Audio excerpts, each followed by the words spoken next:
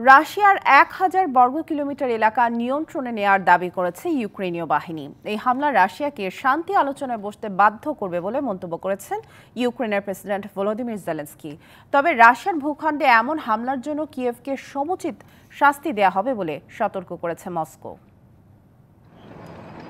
রাশিয়ার সীমান্তবর্তী কুর্স্ক শহর প্রবেশের এক সপ্তাহের মাথায় ১,০০০ বর্গ কিলোমিটার এলাকা নিয়ন্ত্রণে নেওয়ার দাবি করেছে ইউক্রেন বাহিনী,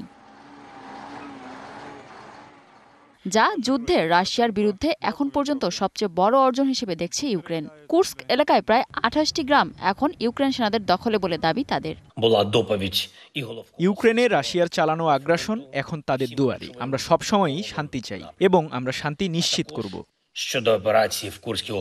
রাশিয়ার সীমান্তবর্তী কুর্স্ক ও বেলগোরোদ অঞ্চলে চলমান লড়াই নিয়ে শীর্ষ রুশ নিরাপত্তা কর্মকর্তাদের সঙ্গে বৈঠক সেরেছেন রুশ প্রেসিডেন্ট ভ্লাদিমির পুতিন। রাশিয়ার ভূখণ্ডে ঢুকে পড়ার জন্য ইউক্রেনকে সমুচিত জবাব দেওয়ার হুমকি দেন তিনি।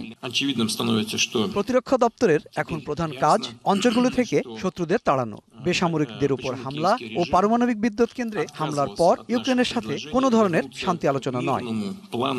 এদিকে অঞ্চল দুটি ও সীমান্ত থেকে ১.৫ লাখের বেশি বাসিন্দাকে সরিয়ে নিয়েছে মস্কো। তবে সেখানে আরও প্রায় ২,০০০ রাশিয়ান রয়ে গেছে। তাদেরকে বেসমেন্টে আশ্রয় নিতে অনুরোধ জানিয়েছেন স্থানীয় গভর্নর।